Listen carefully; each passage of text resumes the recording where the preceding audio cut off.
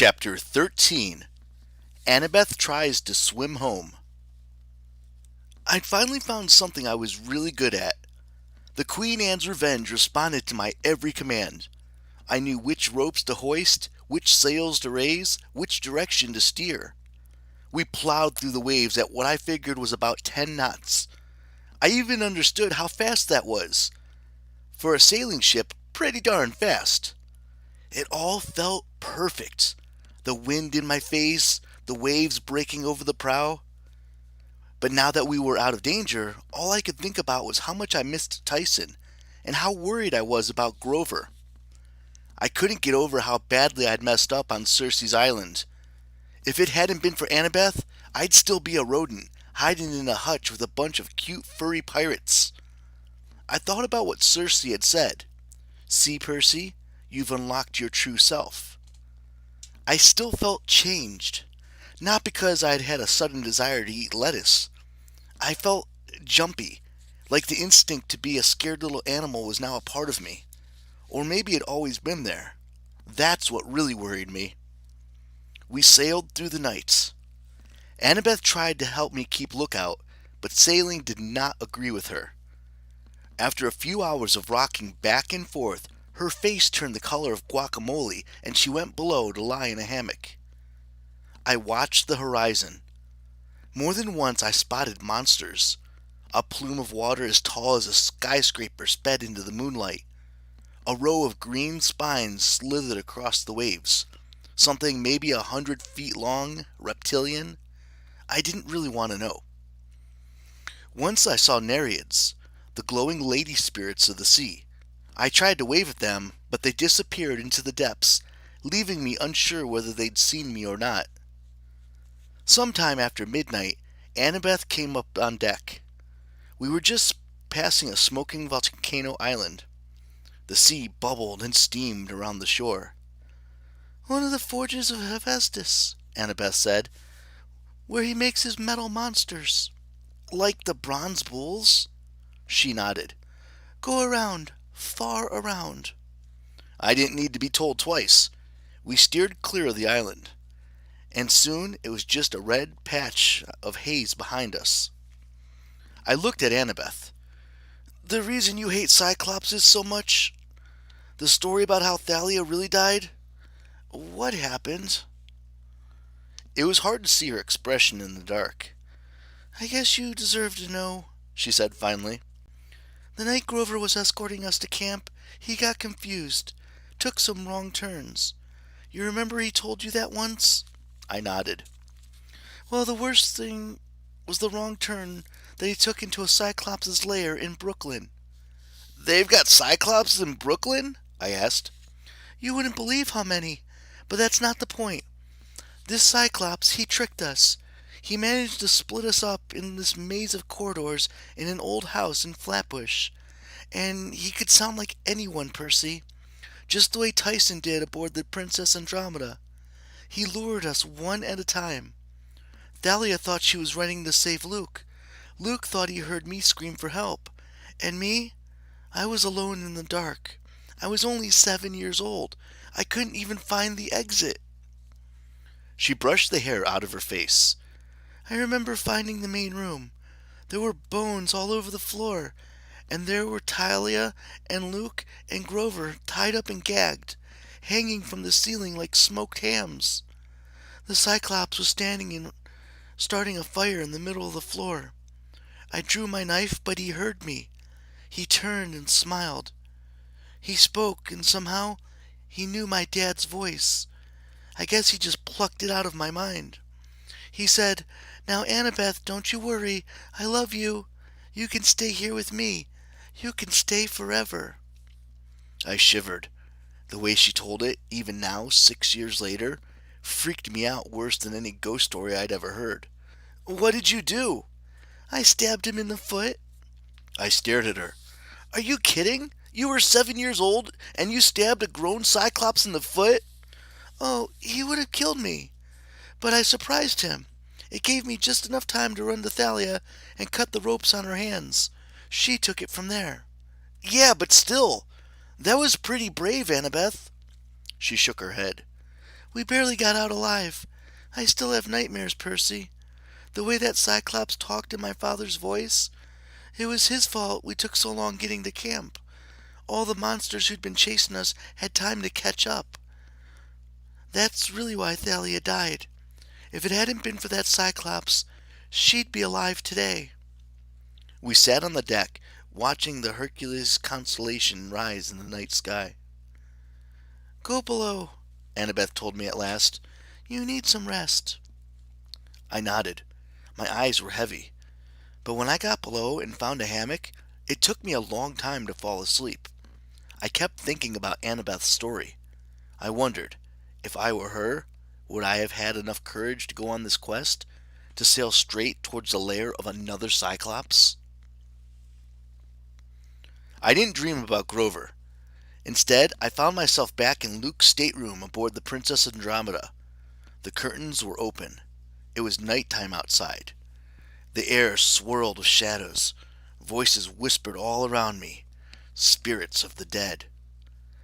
Beware, they whispered. Traps. Trickery.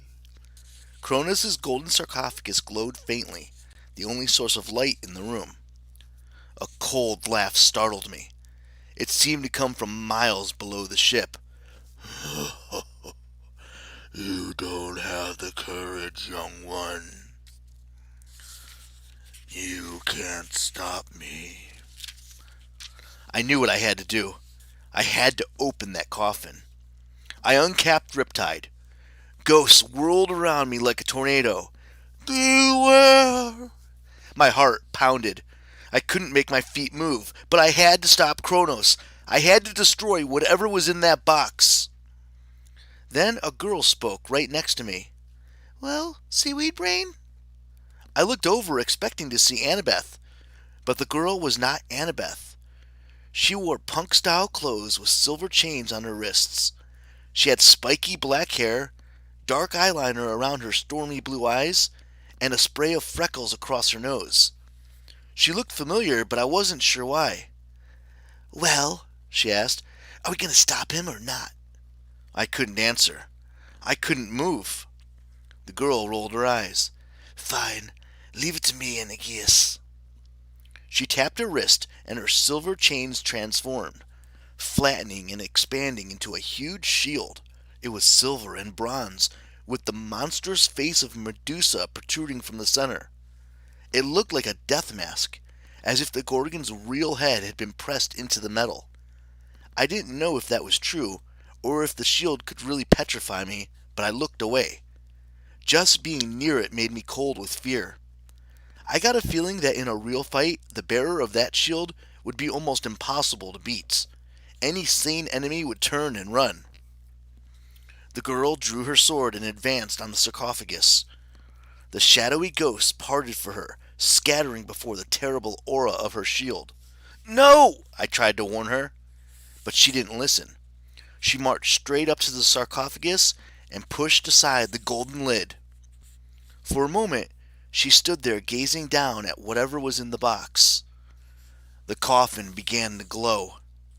No, the girl's voice trembled. It can't be. From the depths of the ocean, Kronos laughed so loudly the whole ship trembled. No! The girl screamed as the sarcophagus engulfed her in a blast of golden lights.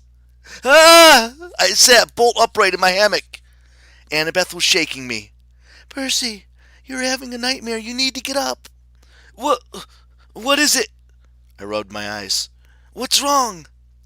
Land, she said grimly. We're approaching the island of the sirens. I could barely make out the island ahead of us, just a dark spot in the mist. I want you to do me a favor, Annabeth said. The sirens will be in range of their singing soon. I remember the stories about the sirens. They sang so sweetly their voices enchanted sailors and lured them to their death. No problem, I assured her. We can just stop up our ears. There's a big tub of candle wax below deck. I want to hear them. I blinked. Why? They say sirens sing the truth about what you desire. They tell you things about yourself you didn't even realize. That's what's so enchanting. If you survive, you become wiser. I want to hear them. How often will I get that chance? Coming from most people, this would have made no sense. But Annabeth, being who she was, well, if she could struggle through ancient Greek architecture books and enjoy documentaries on the History Channel, I guess the sirens would appeal to her too. She told me her plan. Reluctantly, I helped her get ready. As soon as the rocky coastline of the island came into view, I ordered one of the ropes to wrap around Annabeth's waist, tying her to the foremast. "Don't untie me," she said, "no matter what happens or how much I plead. I want to go straight over the edge and drown myself." "Are you trying to tempt me?" I promised to keep her secure. Then I took 2 large wads of candle wax, kneaded them into earplugs, and stuffed my ears. Annabeth nodded sarcastically, letting me know how the earplugs were a real fashion statement. I made a face at her and turned to the pilot's wheel. The silence was eerie. I couldn't hear anything but the rush of blood in my head. As we approached the island, jagged rocks loomed out of the fog. I willed the Queen Anne's Revenge to skirt around them. If we sailed any closer, those rocks would shred our hull like blender blades. I glanced back. At first, Annabeth seemed totally normal. Then she got a puzzled look on her face. Her eyes widened. She strained against the ropes. She called my name. I could tell just from reading her lips. Her expression was clear. She had to get out. This was life or death. I had to let her out of the ropes right now. She seemed so miserable it was hard not to cut her free. I forced myself to look away. I urged the Queen Anne's Revenge to go faster. I still couldn't see much of the island, just mist and rocks. But floating in the water were pieces of wood and fiberglass, the wreckage of old ships, even some flotation cushions from airplanes. How could music cause so many lives to veer off course?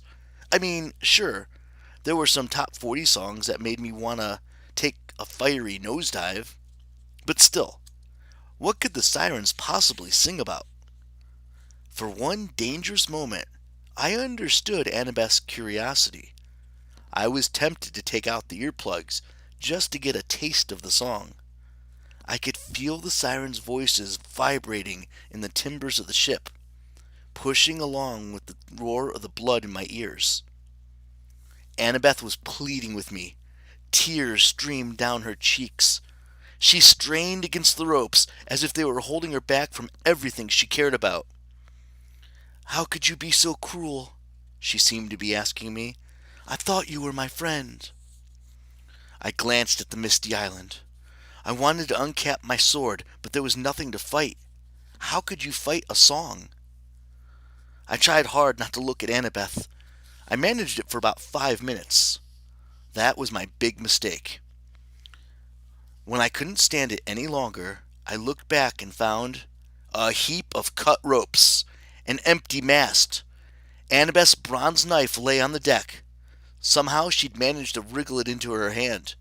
I'd totally forgotten to disarm her. I rushed to the side of the boat and saw her paddling madly for the island, the waves carrying her straight towards the jagged rocks. I screamed her name, but if she heard me, it didn't do any good. She was entranced, swimming towards her death. I looked back at the pilot's wheel and yelled, "Stay!" Then I jumped over the side. I sliced into the water and willed the currents to bend around me, making a jet stream that shot me forward. I came to the surface and spotted Annabeth, but a wave caught her, sweeping her between 2 razor-sharp fangs of rock. I had no choice. I plunged after her. I dove under the wrecked hull of a yacht, wove through a collection of floating metal balls on chains that I realized afterward were mines. I had to use all my power over water to avoid getting smashed against the rocks or tangled in the nets of barbed wire strung just below the surface. I jetted between the two rock fangs and found myself in a half-moon shaped bay. The water was choked with more ships and rocks and wreckage and floating mines. The beach was black volcanic sand. I looked around desperately for Annabeth. There she was. Luckily, or unluckily, she was a strong swimmer. She made it past the mines and the rocks. She was almost to the black beach. Then the mist cleared and I saw them. The sirens. Imagine a flock of vultures the size of people, with dirty black plumage, gray talons, and wrinkled pink necks. Now imagine human heads on top of those necks, but the human heads kept changing. I couldn't hear them, but I could see they were singing. As their mouths moved, their faces morphed into people I knew. My mom, Poseidon, Grover, Tyson, Chiron. All the people I most wanted to see. They smiled reassuringly, inviting me forward. But no matter what shape they took, their mouths were greasy and caked with the remnants of old meals.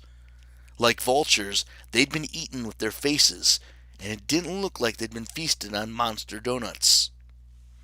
Annabeth swam towards them. I knew I couldn't let her get out of the water. The sea was my only advantage. It had always protected me one way or another. I propelled myself forward and grabbed her ankle. The moment I touched her, a shock went through my body, and I saw the sirens the way Annabeth must have been seeing them. 3 people sat on a picnic blanket in Central Park. A feast was spread out before them. I recognized Annabeth's dad from the photos she'd shown me, an athletic-looking, sandy-haired guy in his 40s. He was holding hands with a beautiful woman who looked a lot like Annabeth. She was dressed casually, in blue jeans and a denim shirt and hiking boots. But something about the woman radiated power. I knew I was looking at the goddess Athena. Next to them sat a young man, Luke. The whole scene glowed in a warm, buttery light. The 3 of them were talking and laughing, and when they saw Annabeth, their faces lit up with delight. Annabeth's mom and dad held out their arms invitingly.